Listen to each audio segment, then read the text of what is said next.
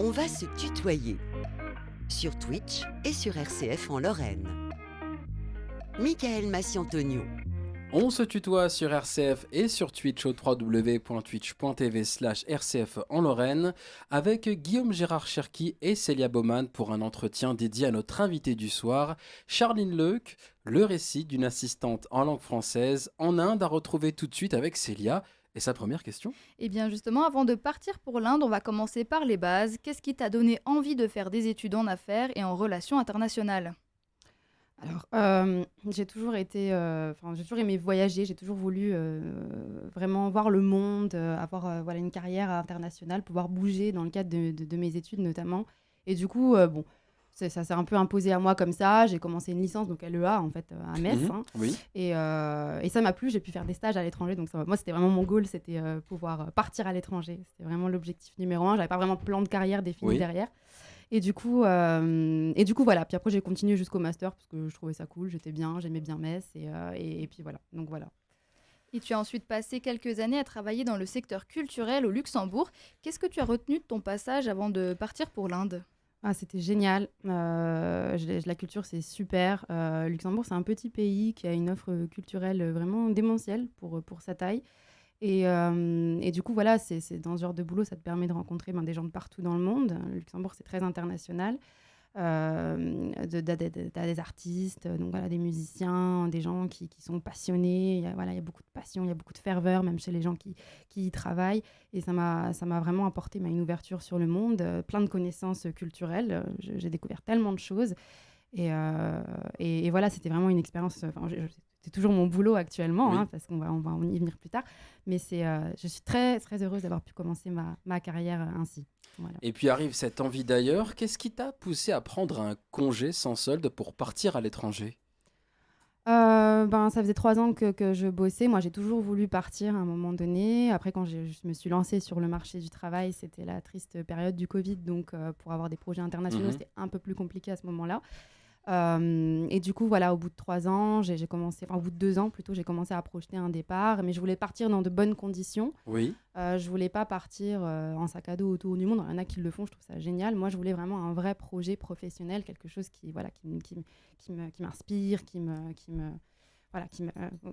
dynamise. Oui, voilà.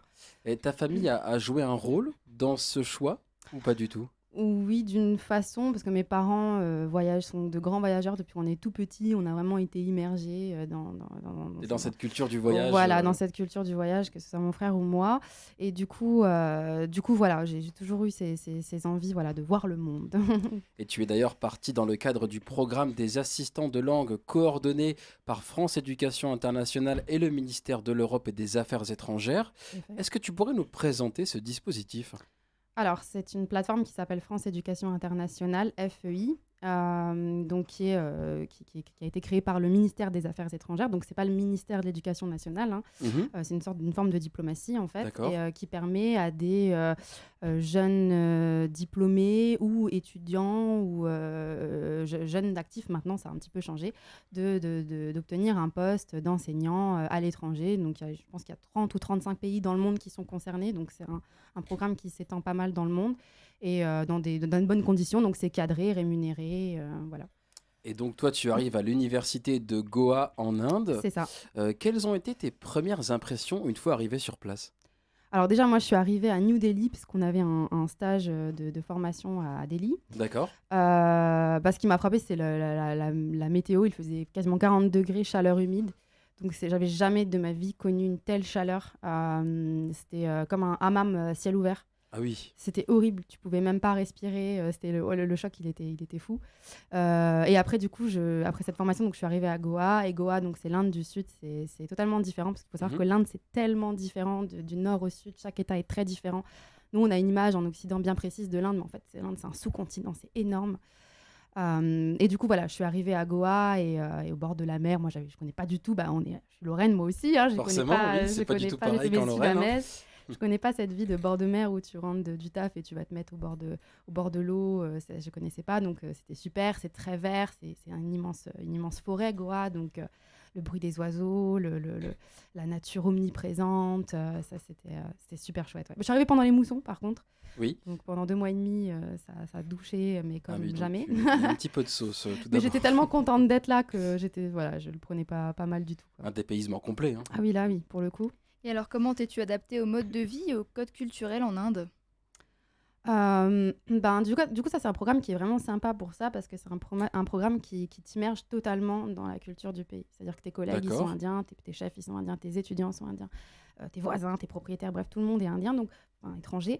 Et du coup, c'est vrai que ça te permet ça te force à t'adapter, en fait, et à sortir de ta bulle. Et l'adaptation n'a pas été si compliquée dans le sens où d'une façon, les gens, ils sont différents, mais à la fois partout pareil. Et le monde, voilà, t'as ton quotidien, t'as ton boulot, t'as tes challenges. Les Indiens sont très gentils, très accueillants, très cool. Donc ça n'a pas été si compliqué pour moi, ni niveau bouffe, ni niveau rien. Bon, les épices peut-être un petit peu au début. Peut-être si tu n'es pas habitué, oui. Voilà, c'est ça. Même moi, j'ai toujours mangé épicé du coup avec des parents voyageurs, donc ça va. Mais voilà, donc l'adaptation c'est faite plutôt rapidement. Et alors, est-ce que tu as rencontré des défis particuliers dans ton rôle d'enseignante là-bas? Des défis particuliers, oui. Dans mon rôle d'enseignante, vraiment. Déjà, premièrement, moi, je suis pas prof. Donc, tu as un peu le syndrome de l'imposteur à la base. Tu vois, tu dois enseigner, tu dois transmettre à d'autres un savoir et tu te sens comme, voilà, j'ai pas été formée pour ça, c'était ma première expérience. Donc, au début, voilà, j'étais hyper stressée, j'avais peur de faire mal. Mais les élèves étaient très cool. Bon, ma plus grande classe, c'était 7 étudiants. Donc, j'avais des petits groupes. Donc sur ça, j'ai eu vraiment de la chance. Ils étaient tellement contents d'avoir un professeur étranger que voilà, il est très bienveillant. Donc, ça s'est vite, voilà, ça a été vite. Et puis les transports en commun aussi. Parce que je devais prendre le bus pour faire 15 km, je mettais 1h30. C'est des bus qui s'arrêtent tout le temps. Enfin, en Inde, il n'y a pas d'arrêt de bus. Il y a eu des petits trucs un peu logistiques comme ça, un peu stressants. Mais après, voilà, quand tu prends le pli, on s'y fait. Et puis voilà. Et donc, parmi les activités que tu as proposées pour dynamiser l'apprentissage, il y a notamment un escape game sur l'Afrique francophone. Ouais. D'où est venue cette idée ? Ouais, j'étais en projet en collaboration avec une doctorante de français. Et en fait, cette formation d'enseignement du français langue étrangère, on nous pousse vraiment à être le plus ludique possible. Oui. Vraiment de la pédagogie par le jeu. Et du coup, moi, j'adore jouer. Et vraiment, les profs et l'équipe pédagogique là-bas me laissaient une immense liberté de création. Et du coup, je trouve que voilà, j'ai mis au point, on a mis au point, on était 2, cet escape game un petit peu partout dans la fac. Voilà, parce que le but, c'est pas seulement d'apprendre sur la France, mais c'est aussi sur la francophonie en général. La francophonie, elle est partout dans le monde. Très vaste aussi, hein, ce sujet de la francophonie. Mm-hmm. Alors, tu proposes des activités ludiques à tes étudiants, mais tu évoques aussi des sujets qui font l'actualité. Pourquoi est-ce que tu as choisi d'aborder des sujets de société, comme notamment le féminisme, avec tes étudiants ? Parce qu'en fait, donc on m'a demandé de choisir une thématique parce que je faisais des workshops. Oui. Et du coup, ça tombait le mois de mars, donc ça tombait sous le sens que ce soit sur le thème du féminisme. Et moi, je ne partais pas d'une démarche où j'apprenais ce que c'était le féminisme, pas du tout.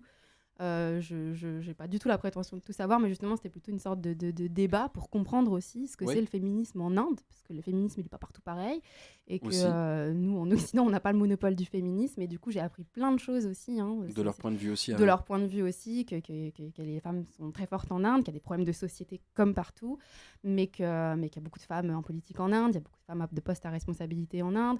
C'est une différente vision des choses, et c'est pas unilatéral, et c'était très intéressant pour moi aussi. C'était plutôt une sorte de discussion. Et ça, il faut bien comprendre quand on intègre ce genre de programme qu'on n'est pas là pour arriver avec notre savoir en disant aux gens, voilà, ça se passe comme ça. Et forcément, on n'a pas la science infuse. Non, pas du tout. Moi, j'ai appris autant que j'ai pu transmettre.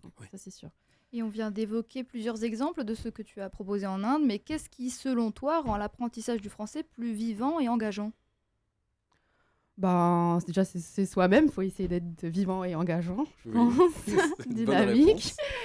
Et puis, ouais, par le jeu, par les activités, moi, je me suis dit, purée, c'est trop cool, je peux faire tout ce que je veux, tout ce que je veux dans les limites de l'acceptable, bien sûr, mais pour pouvoir enseigner. Et je me suis dit, j'aimerais enseigner comme j'aurais aimé qu'on m'enseigne.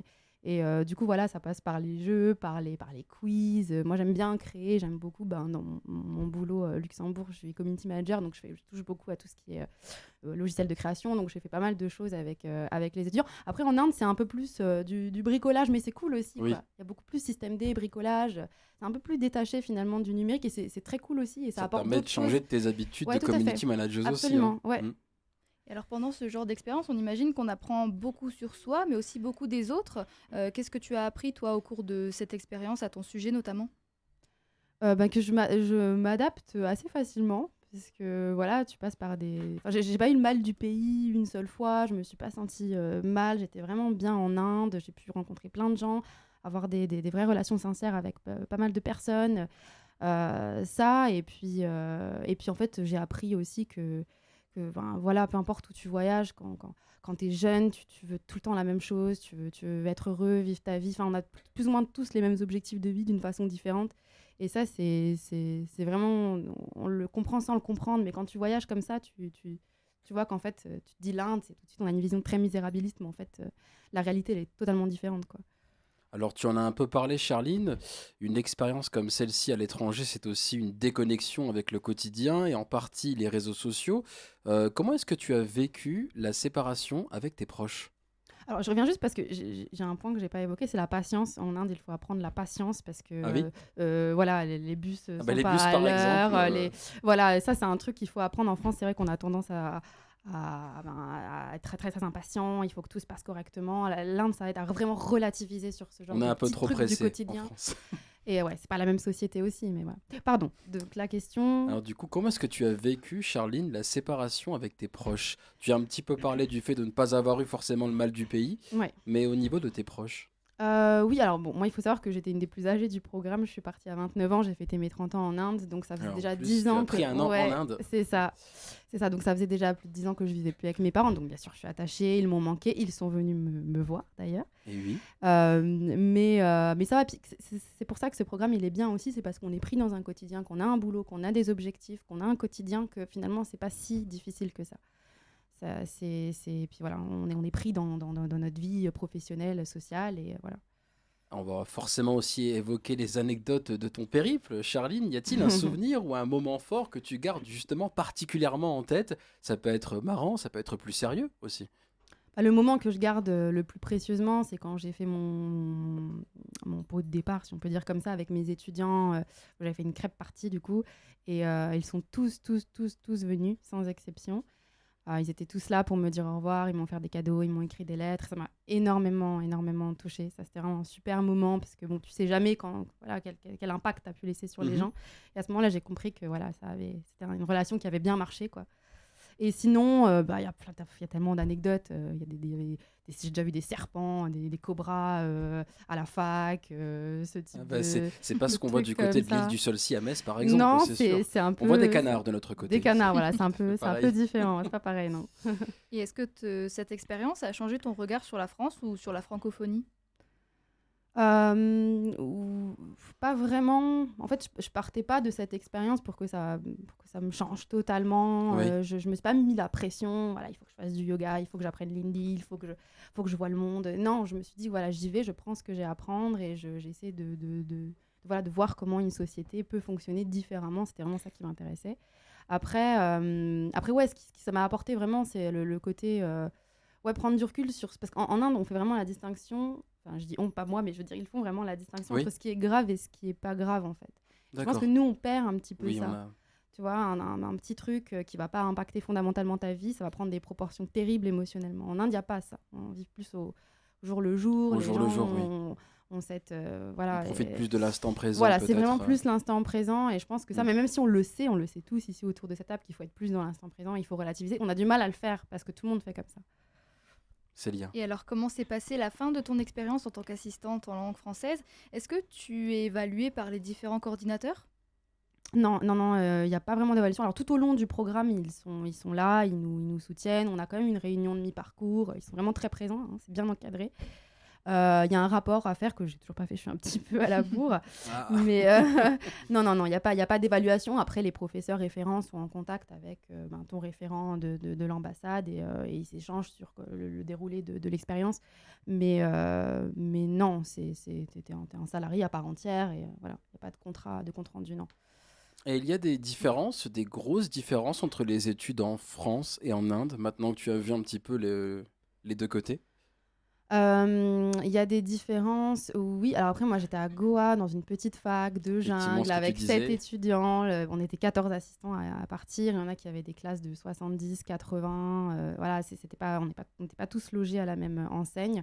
Mais en tout cas, moi, ce que je retiens, c'est des élèves vraiment très, très, très, très bienveillants envers le professeur. Enfin, moi, j'arrive en classe, ils effaçaient le tableau avant que j'arrive. J'avais rien à bouger. Quand je Oui. faisais des jeux, je devais bouger les tables et les chaises. Je ne devais pas me lever, ils le faisaient à ma place. Enfin, il y a vraiment un respect de l'enseignant qui est très fort, quoi, et qui est beau, et du coup, qui m'a permis de prendre de la confiance dans mon boulot aussi, quoi. Alors Charline, l'expérience est donc terminée depuis quelques semaines. Quels sont tes projets pour la suite et en quoi cette expérience a-t-elle peut-être influencé tes envies futures? Là, je me sens contente d'être rentrée. En fait, j'ai toujours dit, j'ai pas toujours dit, mais je disais quoi, la France, ça me manque pas plus que ça. Et en fait, que je me suis rendu compte que ça me manquait quand je suis rentrée et que Oui. j'ai mangé mon premier casse-croûte au fromage, par exemple, avec du vrai pain et du vrai fromage. C'est ce qu'on Et, trouve pas forcément en Inde aussi, non, c'est vrai. on trouve pas du tout. Non, il y a d'autres fromages, d'autres pains, mais c'est pas pareil. Donc ça, ouais, c'est ça. J'étais bien contente de rentrer puis voir la famille, bien évidemment, ma famille, mes amis. Évidemment. Mais oui, bien sûr, pour l'instant, je reprends mon travail, je suis très contente. Mais après, voilà, après une telle expérience, ça laisse pas indemne, c'est sûr. Et puis ça donne d'autres envies, ça ouvre sur d'autres choses. Et puis on rencontre plein de gens. Et puis voilà, après, moi, je me laisse porter, c'est bien aussi des Oui, fois. donc tu reprends ta casquette pour l'instant de community manager du Voilà, côté c'est ça. du Luxembourg, si je C'est ne me ça. trompe pas. Tu comptes revenir en Inde peut-être un jour pour aller voir des amis que tu t'es fait sur place aussi. Oui, c'est sûr que je vais revenir, c'est certain, c'est sûr et certain. L'Inde, c'est génial, c'est super. Ça peut faire peur, mais c'est un pays qui est incroyable. Alors, il y a des problèmes de société, c'est pas parfait, c'est comme partout. Mais globalement, c'est vraiment. S'il faut pas avoir peur, il faut le faire, c'est vraiment très cool. C'est vraiment très, très cool. Eh bien, on terminera sur cette dernière réponse. Charline, merci beaucoup pour ton témoignage. Merci à vous tous. Et Merci une beaucoup, première bien gérée en radio, félicitations. Ah, c'est gentil. Merci en tout cas également à Océane Denagno pour la technique vidéo. Merci à Guillaume Gérard Cherki pour toute cette Merci à saison toi. du son d'ici. Merci beaucoup Guillaume. Et puis à la saison prochaine, Peut-être. sous qui une sait. forme surprise peut-être. Merci à Célia pour la co-animation et le point réseau. Merci à toi, Michael. Cette émission sera disponible en réécoute sur rcf.fr. Alors on a des petits problèmes de site web, mais ça arrivera sous peu, je le pense. La vidéo de l'entretien sur le YouTube de RCF Lorraine. Et on se retrouve la semaine prochaine pour découvrir une nouvelle librairie café à Metz, spécialisée dans la romance et la fantaisie. Le projet novateur de 2 sœurs à découvrir mardi prochain à 19h12. Et puis en attendant, portez-vous bien. Prenez soin de vous, n'oubliez pas qu'on s'occupe de tout sur RCF. Je vous souhaite une très très belle soirée.